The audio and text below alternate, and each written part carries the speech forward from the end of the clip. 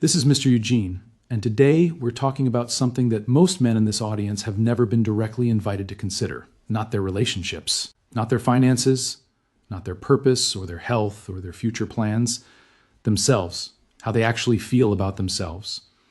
The internal relationship they have with the man they see in the mirror every morning. Because here's what I've observed watching men navigate the second half of their lives.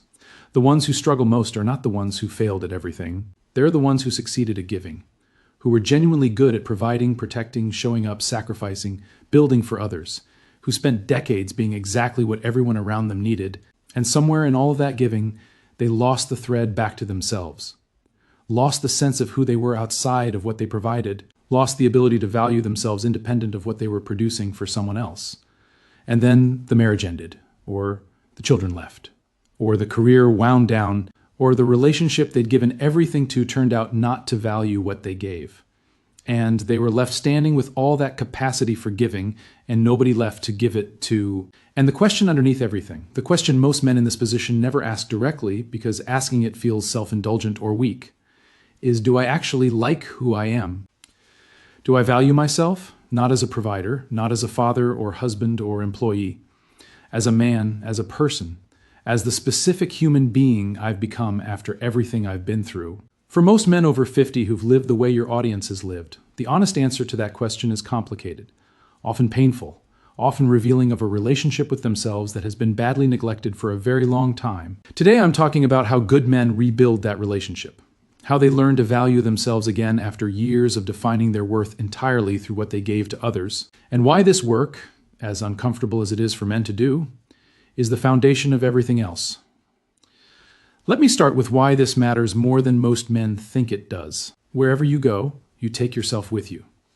That sounds obvious, but most men have never genuinely sat with what it means.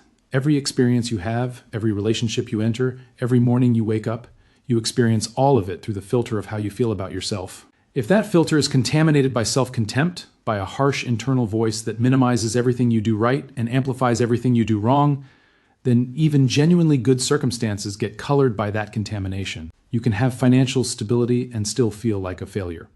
You can have people in your life who value you and still feel fundamentally unworthy of that value. You can achieve things that would impress most people and still lie awake at night cataloging your shortcomings.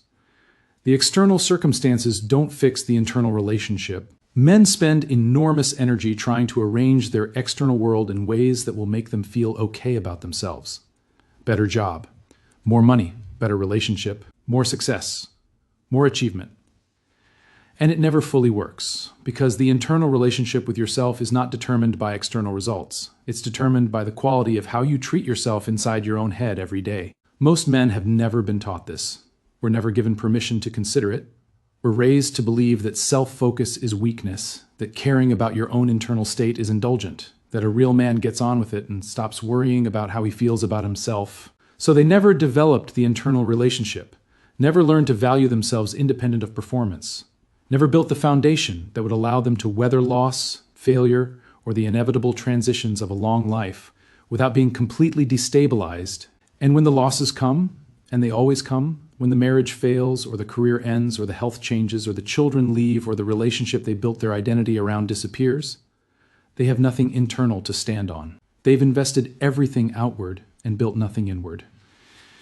This is what rebuilding looks like, and it starts with understanding where most men are starting from. Most men who have spent decades in the pattern I just described are carrying an internal voice that is genuinely harsh.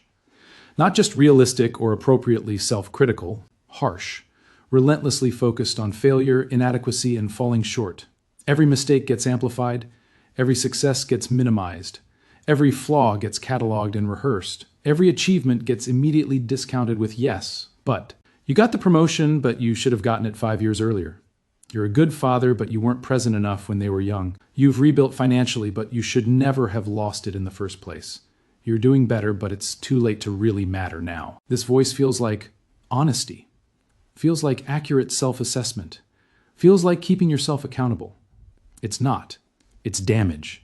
It's the accumulated voice of every critical authority figure, every disappointed partner, every standard you couldn't meet, playing on a loop inside your own head. And it's not making you better. It's making everything harder. The first step in rebuilding the relationship with yourself is recognizing this voice for what it is and making a deliberate decision to stop letting it run unchallenged, not by replacing it with empty flattery, not by pretending failures didn't happen or that everything you've done has been excellent, but by applying the same standard of fairness to yourself that you would apply to someone else you cared about. Here is a question that cuts through this immediately. If a good friend came to you and told you exactly what you tell yourself, would you agree with how he was talking about himself? If your closest friend said to you, "I'm a failure, I wasted the best years of my life, I'm too old to matter now, everything I built was for nothing," would you nod along? Would you say, "Yes, you're right, you're a failure"? Of course not. You would tell him that's not accurate. You would point out what he actually accomplished. You would give him context for the failures he's catastrophizing. You would extend to him a fairness and a decency that he wasn't extending to himself. And yet you say these things to yourself daily, and you don't challenge them. You accept them as truth because they come from inside rather than outside. This is where the work begins. Catching the voice, recognizing it when it fires, and refusing to let it go unchallenged the way you've been letting it go unchallenged for years. Not by suppressing it, not by forcing false positivity over the top of it, but by responding to it the way you would respond to a friend who was being unfairly harsh on himself. That's not entirely accurate. Yes, that happened, and here's the fuller picture. You're catastrophizing that. Let's look at what actually occurred. This is not weakness. This is not self-indulgence. This is the basic fairness you extend to everyone around you that you've been withholding from yourself for decades.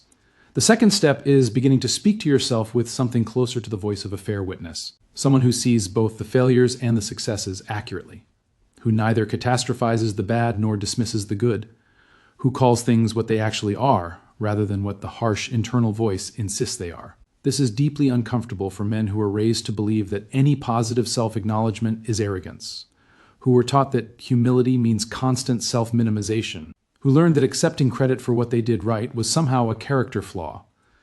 But there is nothing humble about distorting reality in the negative direction, any more than there is in distorting it in the positive direction. Humility is accuracy, seeing yourself clearly, not making yourself smaller than you are any more than making yourself larger.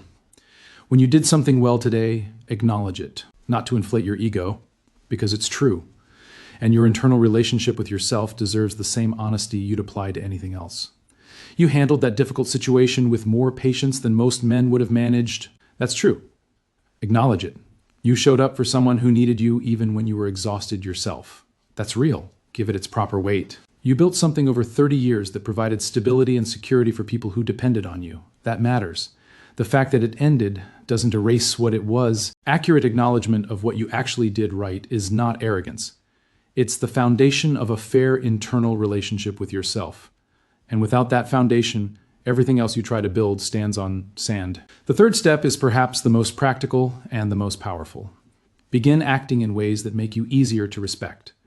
Here is the truth about self-respect that most people miss. You cannot think your way into valuing yourself. You cannot simply decide to feel differently about who you are. The internal relationship with yourself is built through your own behavior, through the accumulating evidence of how you act over time. When you consistently act in alignment with your own values, when you keep the commitments you make to yourself, when you treat yourself with the same basic respect you'd extend to someone else, you generate evidence that you are a man worth respecting, and that evidence accumulates into genuine self-respect in a way that no amount of internal positive talk can manufacture on its own. This means keeping promises you make to yourself, not just to others. If you tell yourself you're going to train 3 times this week, you train 3 times this week, not because someone is watching, because your relationship with yourself is built on whether you can trust yourself to do what you say you'll do. Most men are extraordinarily reliable to others and extraordinarily unreliable to themselves. They would never break a commitment to their employer or their children or their friend, but they break commitments to themselves daily without a second thought. And every broken promise to yourself is evidence, accumulated quietly, that you're not someone who can be trusted. And it is very difficult to value someone you don't trust, including yourself. Starting keeping promises to yourself. Small ones first, ones you know you can keep, and build from there. Because every kept promise is a deposit into your own self-respect account. And that account, built consistently over months and years, becomes the foundation of genuine self-valuation that nothing external can take from you. This also means removing from your life, gradually and deliberately, the behaviors you know are beneath you, the habits you're ashamed of, the patterns you'd be embarrassed for others to see, not out of self-punishment, out of self-respect. You cannot genuinely value a man who consistently behaves in ways he himself considers beneath him, even if that man is you, especially if that man is you. Acting in alignment with your own values, behaving in ways you'd respect in someone else, is not about becoming perfect. It's about closing the gap between who you are and who you know you're capable of being. And as that gap closes, the internal relationship with yourself improves in ways that feel genuine rather than manufactured. Let me say something directly to the men in this audience who are sitting with significant regret, who are carrying the weight of marriages that failed, years they didn't use well, relationships that cost them more than they should have accepted, choices they wish they'd made differently. Regret is honest. Regret means you can see clearly now what you couldn't see then. That clarity is valuable. It's the raw material of genuine change, but regret that becomes permanent self-condemnation is not honesty. It's punishment, and you cannot simultaneously punish yourself and build yourself. The two are incompatible. The years behind you happened the way they happened. The decisions were made with the understanding you had at the time. You were not a finished man at 30 or 40. You were a man in process, making the best decisions you could with the tools and clarity available to you. You have more clarity now than you did then, more experience, more understanding of what actually matters, more ability to see clearly because you've lived through the consequences of not seeing clearly. That clarity is not something to be ashamed of. It's something to be used. The man who learned hard lessons and applied them is not a failure. He's someone who paid a high price for wisdom and is now in a position to live with that wisdom rather than continuing without it. Release the self-condemnation for what happened before, not because it doesn't matter, because carrying it forward prevents you from using what you learned. And the only way those painful years mean anything is if they become the foundation of something better. The man you are now, with everything you've been through, everything you've learned, everything you've survived, is a man worth valuing. Not despite all of that, because of all of that. Here's what I've watched happen when men do this work. When they stop the internal harshness and replace it with fair, honest self-assessment, when they start acknowledging what they actually did, right alongside what they got wrong. When they start keeping promises to themselves and acting in ways that align with their own values, something shifts. Gradually, imperfectly, but genuinely. They stop needing external validation as desperately because they're generating internal validation through their own consistent behavior. They stop being as easily destabilized by other people's opinions because their sense of who they are is no longer entirely dependent on those opinions. They stop absorbing every critical comment as definitive truth because they have their own clear view of themselves to measure it against. And the relationships they form from that place are fundamentally different from the relationships they formed from the place of needing external validation to feel okay. They choose differently, tolerate less, require more, not out of arrogance, but out of genuine self-knowledge. When you know what you're worth, you stop accepting what you're not worth, and that's not just good for you. It's the only foundation on which a genuinely good relationship with anyone else can be built. You spent decades giving everything to everyone else, building for others, providing for others. Defining your worth entirely through what you contributed to people and situations that often didn't return that investment fairly, that chapter is finished. This one is different. This chapter is about building the one relationship you'll have for the rest of your life, regardless of what else changes. The relationship with yourself. The internal environment you carry everywhere you go. The voice that speaks to you in quiet moments and how you respond to it. Get that relationship right, and everything else becomes possible. Get it wrong, and nothing external will ever be enough to compensate. You've earned the right to value yourself, not by being perfect, by showing up for decades, by surviving what you survived, by learning what you learned, by still being here and still being willing to grow. Start there. That's enough to build on.